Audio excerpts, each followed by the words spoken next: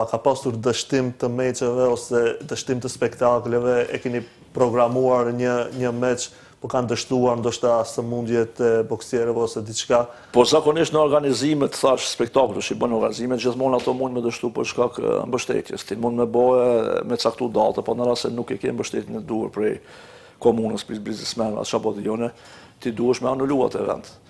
Se përket ndeshjeve normal, ka pas ndoshta momente që kam bën një titull për shembull për tyre titullet maj ose ndeshjeve të thjeshta, 2 javë ditë ose 3 javë ditë para ndeshjes, po besa edhe javën e fundit, është lajmëru, është anulu ndeshja, s'ki çka bën.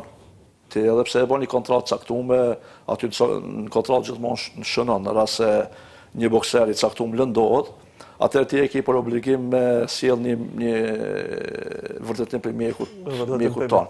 Po gjithmonë varet për promotorit, në rast se në kontratë shkon që atëherë njëta ndeshje mund më bëhe mas 1 muaj ose 2 muaj, kështu që bokse profesional, se besoj edhe sportet tjera është normale. Se lëndohesh, s'ke çka bën, është një fatë që kontrollon Zoti. Ndoshta prej teje. Në rast se lëndohet një bokser brenda javës të fundit, e gjejon me njëherë tjetër, ndoshta nuk mund të jetë ai kvaliteti i njëjtë. Me atë që duhet të përballej. Po gjindë tjerë, ka qenë rastu me Labinot Xhoxhaj vitin e kaluar, i cili kishte plan të ndeshjet për titullin evropian boksit EBU, është titulli më i lartë i boksit në Evropë.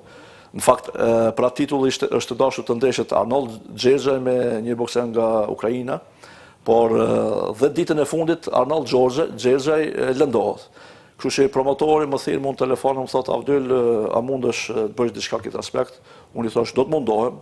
Fati kontaktova ekipin e Labinot Xhoxhaj, ata kishin qenë në proces stërvitor përgatitor, edhe u morën vesh që ata të futen në event. Edhe doli që